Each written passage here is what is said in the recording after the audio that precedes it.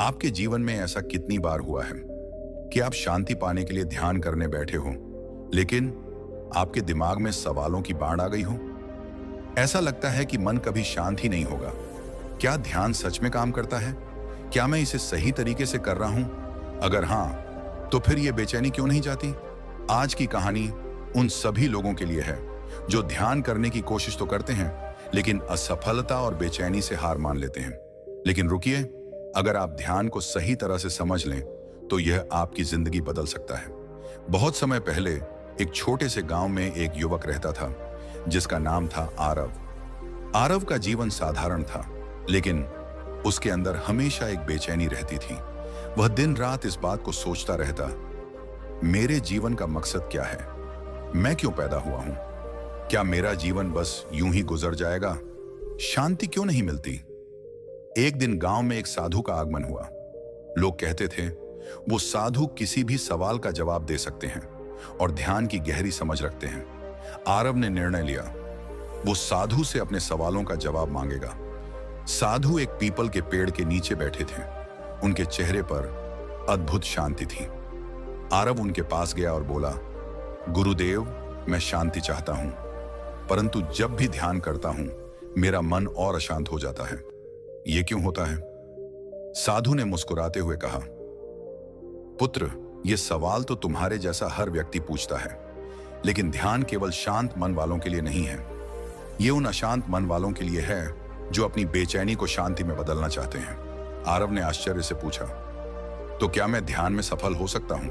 साधु ने कहा, अगर तुम तैयार हो तो मैं तुम्हें एक कहानी सुनाऊंगा। यह कहानी तुम्हें सिखाएगी कि ध्यान का असली अर्थ क्या है। ध्यान केवल आंखें बंद करने का नाम नहीं है, यह आत्मा को जागृत करने का मार्ग है।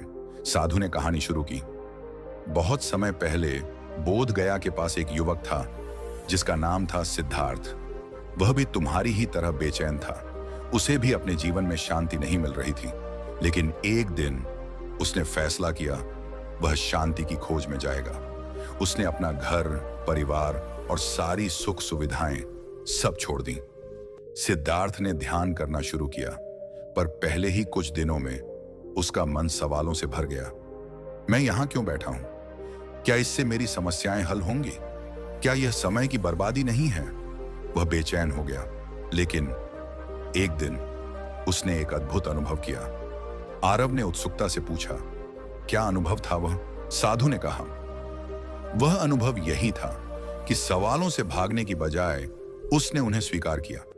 जब भी उसके मन में सवाल आते वह उन्हें देखने लगा, समझने लगा। उसने महसूस किया कि सवालों को दबाने की बजाय उन्हें देखने से ही मन शांत होता है। ध्यान का पहला नियम यही है, अपने मन को स्वीकार करो। साधु की बातें सुनकर आरव को लगा कि वह कुछ नया सीख रहा है। उसने पूछा, तो गुरुदेव, मुझे क्या करना चाहिए जब ध्यान करते समय सवाल आए? साधु ने कहा, पुत्र, ध्यान का मतलब सवालों को खत्म करना नहीं है। ध्यान का अर्थ है उन सवालों को बिना किसी डर के देखना जो सवाल तुम्हें परेशान करते हैं। उन्हें स्वीकार करना सीखो, और यह सब तुम अपनी सांसों के साथ कर सकते हो। जब भी कोई सवाल आए, गहरी सांस लो और उस सवाल को अपने भीतर आते जाते देखो। धीरे धीरे वह सवाल खुद ब खुद शांत हो जाएगा। आरव ने वह रात साधु की बातों को सोचते हुए बिताई। अगले दिन उसने ध्यान करने की कोशिश की। उसके मन में पहले की तरह सवाल आए, लेकिन इस बार उसने उनसे भागने की बजाय उन्हें स्वीकार किया। उसने पाया कि सवालों को देखकर और गहरी सांसें लेने से उसकी बेचैनी धीरे धीरे कम हो रही थी। साधु ने आरव से कहा, ध्यान करने का मतलब पूर्णता तक पहुंचना नहीं है। इसका अर्थ है तुम अपने अंदर के असमंजस को गले लगाना सीखो। यही तुम्हारा पहला कदम है। यह सुनकर आरव के चेहरे पर हल्की मुस्कान आई। उसे समझ में आ गया, ध्यान केवल मानसिक शांति पाने का तरीका नहीं है, बल्कि अपने मन के सवालों को समझने का साधन है। आरव ने अपनी पहली सीख तो हासिल कर ली थी, अपने सवालों को स्वीकार करना, लेकिन वह अब भी ध्यान के लिए संघर्ष कर रहा था। एक दिन वह फिर साधु के पास पहुंचा और बोला, गुरुदेव, मैं अपने सवालों को स्वीकार कर पा रहा हूं, लेकिन ध्यान के दौरान मेरा मन भटकने लगता है। कभी लगता है यह समय सही नहीं है, कभी लगता है जगह सही नहीं है, मुझे क्या करना चाहिए? साधु ने मुस्कुराते हुए कहा, पुत्र, ध्यान का मतलब केवल बैठना नहीं है, यह अपने भीतर के वातावरण को संतुलित करने का एक तरीका है। ध्यान का सही समय और स्थान चुनना उतना ही महत्वपूर्ण है जितनी ध्यान की प्रक्रिया। साधु ने समझाया, ध्यान के लिए सबसे उपयुक्त समय है प्रातः काल और संध्या। सुबह का समय इसलिए महत्वपूर्ण है क्योंकि तब प्रकृति अपने शिखर पर होती है। पक्षियों का मधुर संगीत, ठंडी हवा और सूर्य की पहली किरणें मन को स्थिर करती हैं। यह समय ध्यान के लिए सबसे उपयुक्त है। आरव ने उत्सुकता से पूछा, और संध्या का समय क्यों? साधु ने उत्तर दिया, संध्या का समय दिन भर की थकान और उथल पुथल को शांत करने का समय है। जैसे ही सूर्य डूबता है, एक नई ऊर्जा का आगमन होता है। उस समय ध्यान करने से मन और शरीर दोनों को शांति मिलती है। लेकिन ध्यान रहे, समय वही चुनो जो तुम्हारे जीवन में आसानी से फिट हो सके। जब भी तुम्हारा मन और शरीर तैयार हो, वही समय सबसे अच्छा है। आरव ने अगला सवाल पूछा, गुरुदेव, और स्थान? मैं ध्यान कहां करूं ताकि मेरा मन स्थिर हो सके? साधु ने पेड़ के नीचे बैठते हुए कहा, ध्यान का स्थान भी उतना ही महत्वपूर्ण है। तुम्हें एक ऐसी जगह चाहिए जहां शांति हो। यह जगह ठीक उसी प्रकार यह चारों तत्व भी एक सीमित समय के लिए ही चलते हैं। जैसे ही कोई स्वर चालू होता है, सबसे पहले आकाश आता है जो 4 मिनट तक एक्टिव रहता है।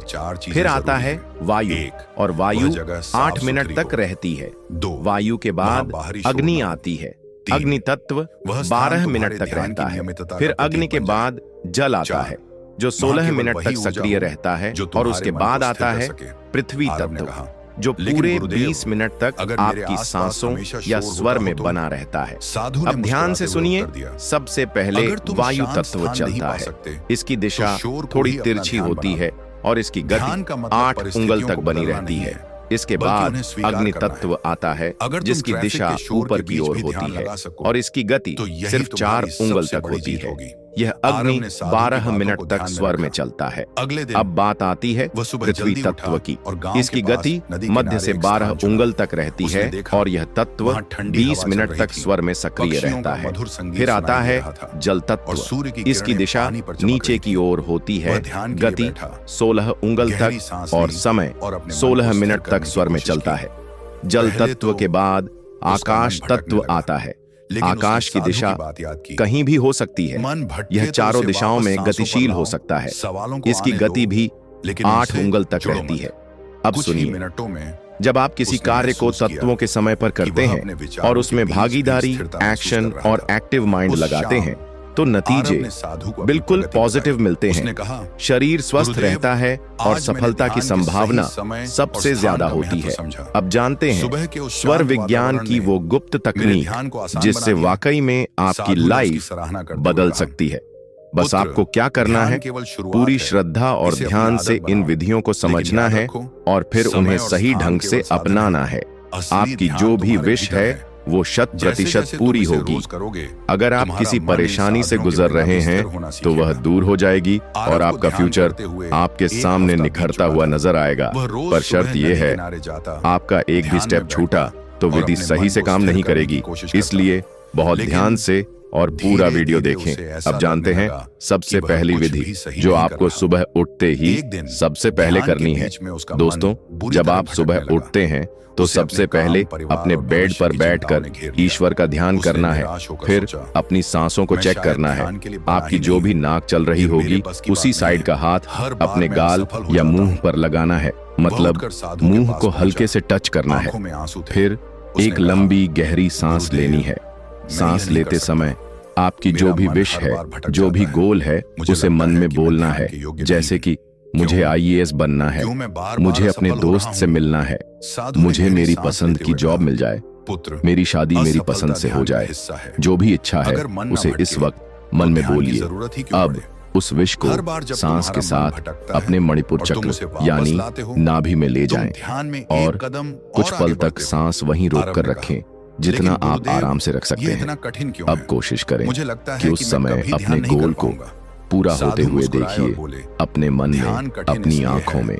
अब उसी साइड का पैर जिस साइड का स्वर चल रहा हो सबसे पहले धरती पर रखिए, फिर दूसरा पैर रखिए। अब अपनी सांसों को इस ब्रह्मांड में छोड़ दीजिए। ऐसे मानिए आपकी इच्छा ईश्वर तक पहुंच चुकी है। बस समझ लीजिए आपकी सांसें ही साक्षात शिव और पार्वती माँ हैं। अब आपकी विश को कोई भी रोक नहीं सकता।